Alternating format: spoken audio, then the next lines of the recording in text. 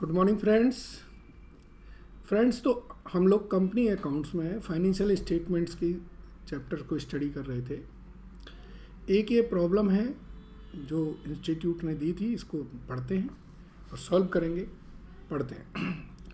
Following is the trial balance of Omega limited as on March 15। Liability side में देखेंगे equity shares हैं 10% debenture, general P&L, security premium, sales, trade payable, provision for depreciation, suspense account. और asset side में land at cost, machinery at cost, trade receivable, inventories, bank adjusted purchase, factory expenses, administrative, selling, debenture interest, interim dividend. Authorise capital दे रखिए, company on the advice of independent valuer wish to revalue the assets at इतना, okay. Propose dividend दे रखा। Suspense account represent cash received from the sale of some machinery, the cost of this is this and accumulated depreciation is this, okay. Depreciation is to be provided at the rate of 10% on cost, okay, ठीक है। You are required to prepare Omega's limited balance sheet as on 31 March 2015, statement of profit and loss account and as per the schedule. ये अभी मैं हटा देता हूँ क्योंकि recently ये शेड्यूल 3 हो गया है और चेंज होता रहेगा, ठीक है जी। चलिए पढ़ते हैं और इसको बनाते हैं। सबसे पहले तो हम फर्स्ट पेज पे balance sheet and statement of P&L बना लेते हैं और फिर इसके नोट्स ऑफ अकाउंट्स बनाएंगे। Done.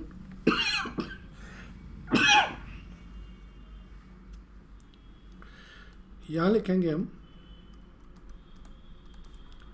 Omega limited, balance sheet as on, इस क्वेश्चन में मार्च 15 है, हर क्वेश्चन में अलग अलग हो सकती है, इसलिए हम इसको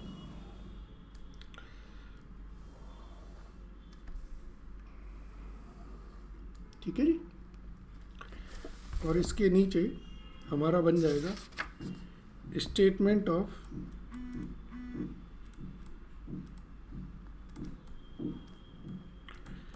profit and loss account for the year ended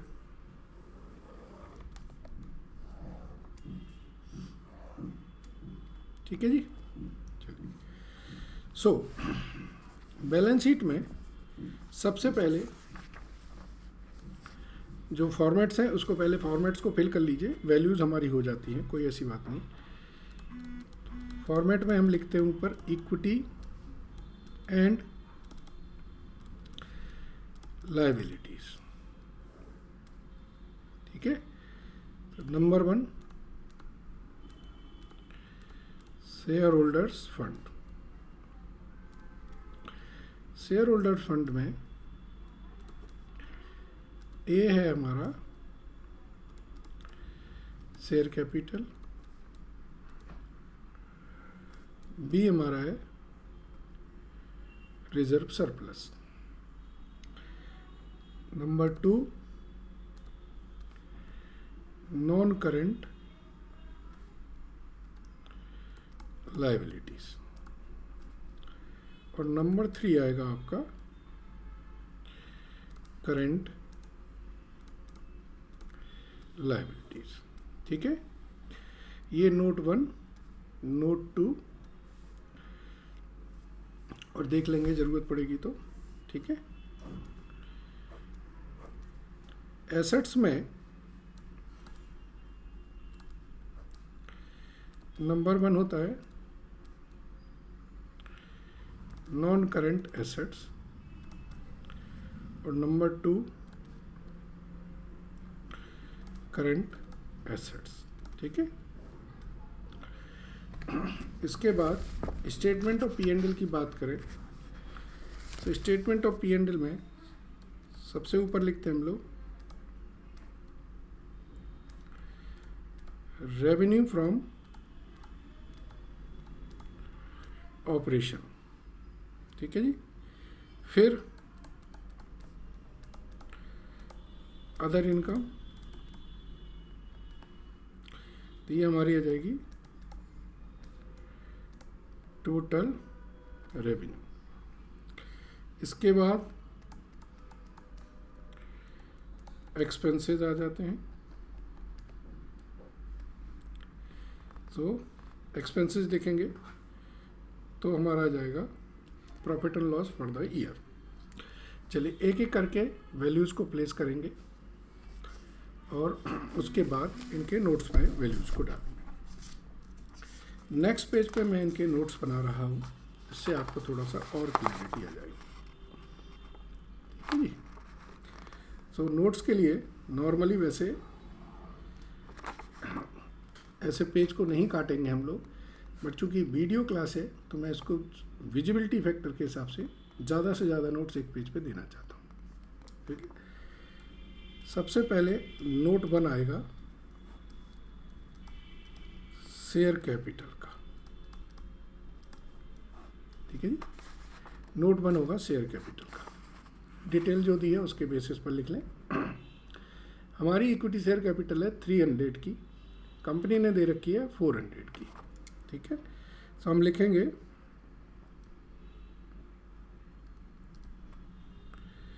equity share capital. ठीक है। Authorised 40,000 shares at the rate of 10, ये 400 हो गया। ठीक है जी।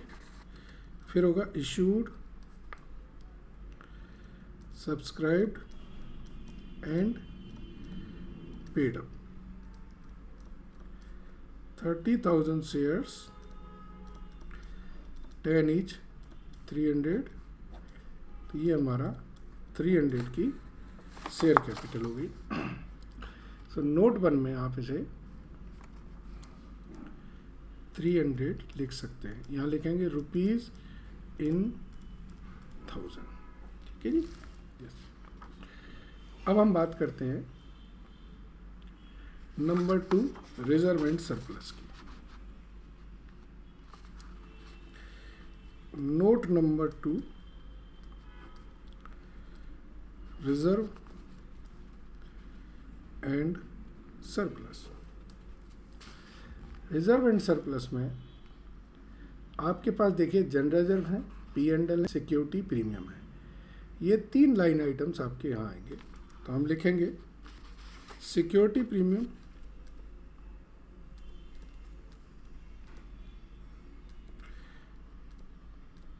General reserve and profit and loss account, 3 है। चलिए सिक्योरिटी प्रीमियम कितना है हमारा?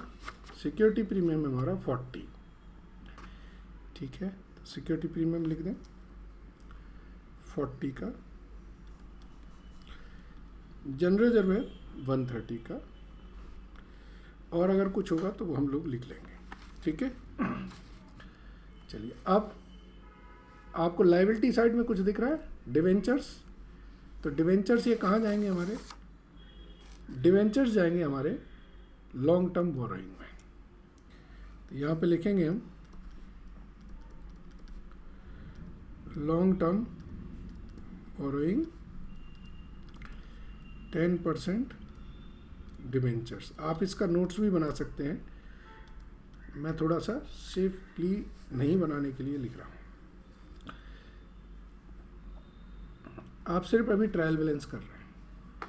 क्वेश्चन में अब देखिए equity share capital 10% reserve, general reserve, P&L, security premium की वैल्यू डाल दी। सेल्स आई है तो सेल्स कहाँ जाएगी? सेल्स कहाँ लिखोगे आप? सेल्स लिखोगे आप रेवेन्यू फ्रॉम ऑपरेशंस में। ठीक है। अब आप देखें ट्रेड पेबल है, तो ट्रेड पेबल हमारे कहाँ जाते हैं? ट्रेड पेबल हमारे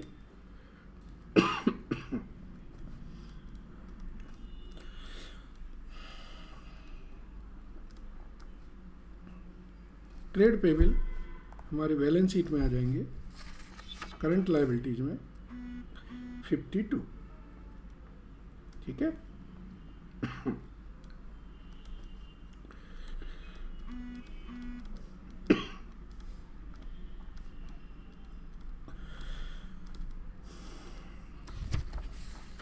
अब यहाँ पे शॉर्ट टर्म प्रोविजन आएंगे, देखेंगे जब ज़रूरत पड़ेगी तो।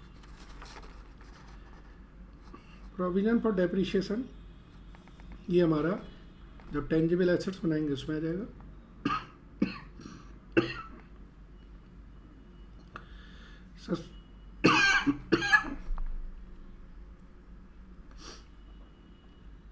सस्पेंस अकाउंट के बारे में क्वेश्चन में दिया हुआ है, ठीक है। अब हम नोट नंबर 3 बनाते हैं।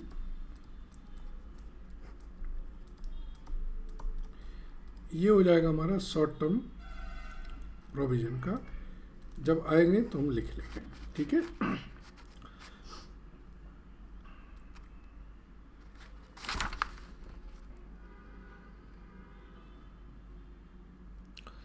नेक्स्ट पेज पे बनाना था, ये गलत जगह लिख लिया।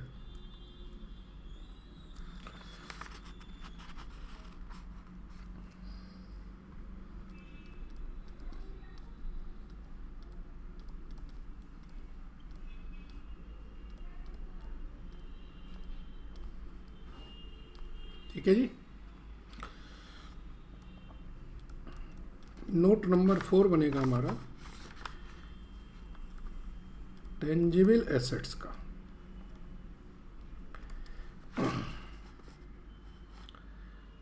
ठीक है, चलिए अब एसेट साइड में आ जाए। लैंड आपकी है 220 की। क्वेश्चन में क्या दिया है, सेकंड पॉइंट पढ़ें। On the advice of independent valuer company ने रिवैल्यू किए। तो लैंड है आपकी 220 की, रिवैल्यूएशन किया 140 का, तो अब हो गई लैंड 360 की। अगर ये रिवैल्यूएशन कर रहे हो तो इसका रिवैल्यूएशन रिजर्व भी बनेगा। तो आप रिवैल्यूएशन रिजर्व ले लें 140 का, ठीक है। दूसरा अब है हमारा plant and machinery. Plant and machinery opening balance था हमारा कितना, प्लांट एंड मशीनरी का जो बैलेंस था वो था हमारा 770, ठीक है। और जो डेप्रिशिएशन का एक्यूमुलेटेड डेप का जो बैलेंस था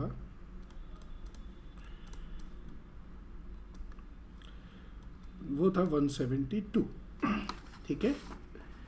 अब पढ़िए क्वेश्चन में, suspense account represent cash received for the sale of some furniture जिसकी कॉस्ट 10,000 है, एक्यूमुलेटेड डेप 8,000 है।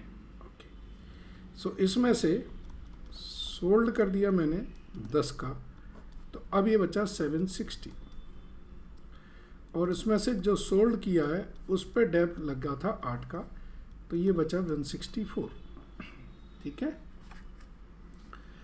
आगे पढ़िए, क्वेश्चन में क्या लिखा है, डेप्रिशिएशन देना है 10% से। तो करंट ईयर का डेप 760 पे 10% से आएगा 76। सो 76 और 164 टोटल होता है 240। 760 माइनस 240 ये वैल्यू आती है 520, ठीक है। सो 360 एंड 520 टेंजिबल्स का टोटल जो आएगा वो आएगा 880। ये प्रेजेंटेशन समझ नहीं आई है तो समझ लीजिए। लैंड हमारे पास 220 की थी, इन्होंने का रिवैल्यू करना है इसे 360, रिवैल्यूएशन 140 ऐड किया और रिवैल्यूएशन रिजर्व बना दिया। प्लांट एंड मशीनरी में 770 की हमारी ओपनिंग बैलेंस था, और उसका एक्यूमुलेटेड डेप ये क्वेश्चन में दिया है, देखो 172 लायबिलिटी साइड में दे रखा है। क्वेश्चन में दिया है कि 10,000 की एसेट्स को हमने, जिस पे 8,000 डेप लग गया था, उसे हमने 4,000 में बेच दी। यानी कि एसेट्स में से 10,000 जाएंगे, डेप में से 8,000 जाएंगे, ठीक है। तो एसेट्स बचेगी 760 की, उस पर 10% से 76 डेप लग जाएगा। आई होप ये पॉइंट क्लियर है पूरा आपको, ठीक है। सो इसमें टेंजिबल एसेट्स नोट नंबर 4 से हमारी आ गई है 880 की, ठीक है, ओके। और इसी से आपकी जो डेप्रीशिएशन है, जैसे इसमें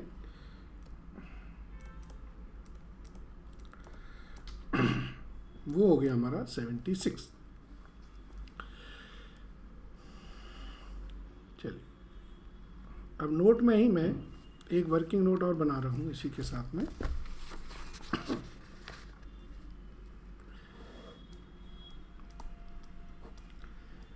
कॉस्ट थी उसकी 10,000, डेप लग गया था उस पर 8,000 का, तो रिटन डाउन वैल्यू हुई 2,000, सेल हुई है 4,000 में।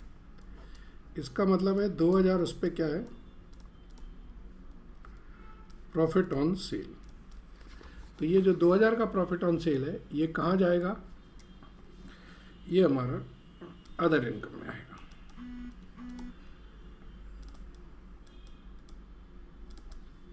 ठीक है जी। सो प्रॉफिट ऑन सेल हो गया 2,000, टोटल रेवेन्यू हो गई 702। चलिए अब एसेट्स में देखते हैं। ट्रेड रिसीवेबल और इन्वेंट्रीज ये हमारी कहाँ जाएंगी, ये हमारी करंट एसेट्स में जाएंगी। So trade receivable,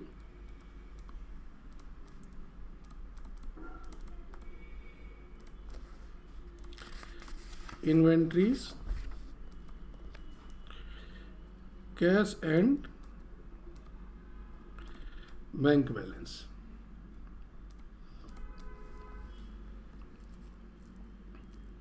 trade receivable है 96, इन्वेंट्री है 86।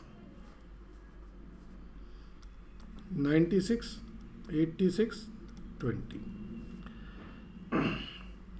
अब देखिए एडजस्टेड परचेज, एडजस्टेड का मतलब है इसमें ओपनिंग और क्लोजिंग के एडजस्टमेंट हो गए हैं, वो है 320, ठीक है। तो इसके लिए अब आप एक अकाउंट्स बना लें।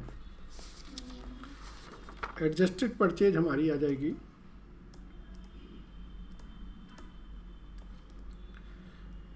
320। इसके बाद इसमें एक वैल्यू लिखी जाती है, वो होती है फाइनेंस कॉस्ट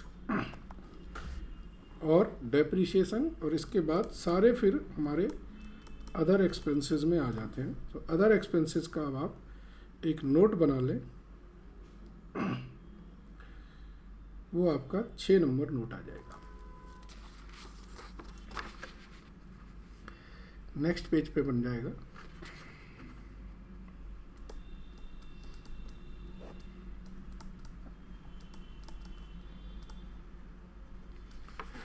अब ये जितने भी एक्सपेंसेस हैं वो सब इसमें लिखेंगे। एक आपके फैक्ट्री एक्सपेंसेस हैं, एडमिनिस्ट्रेटिव हैं, सेलिंग है। So factory expenses, administrative expenses, selling expenses. Factory expenses हैं ये आपके 120 के हो गए। डिवेंचर इंटरेस्ट हमारा किस में जाएगा फ्रेंड्स, डिवेंचर इंटरेस्ट जाएगा फाइनेंस कॉस्ट में, ओके। सो डिवेंचर इंटरेस्ट, फाइनेंस कॉस्ट और अदर एक्सपेंसेस आपके। सो इसका टोटल है आपका 536 टोटल एक्सपेंसेस। इसमें से इसको माइनस करेंगे, यह आ जाएगा 166 प्रॉफिट फॉर द ईयर। ये 166 का हमारा प्रॉफिट आ गया जो ड्यूरिंग द ईयर है। नाउ कंपनी ने प्रपोज डिविडेंड दिया है 10% से, तो 10% का मतलब है 30 रुपीज़ का प्रपोज डिविडेंड होगा। ये सारे एडजस्टमेंट हमारे P&L से जाएंगे, ठीक है। चलिए सो नेक्स्ट पेज पे जाएंगे। P&L का ओपनिंग बैलेंस देखिए कितना है, P&L का बैलेंस है 72, profit and loss for the year ये हो गया 166, this is 238। Interim dividend company दे चुकी है 18 का, okay, and propose dividend company ने 10% से 30 का दिया है, तो ये बचेगा 190। शॉर्ट टर्म प्रोविजन में हमारा आ जाएगा प्रपोज डिविडेंड 30 का। इनका टोटल करें तो रिजर्व एंड सरप्लस का टोटल आएगा 500, ठीक है। सो रिजर्व एंड सरप्लस में आप लिखेंगे 500 और शॉर्ट टर्म प्रोविजन में आप लिखेंगे 30, ठीक है, यस।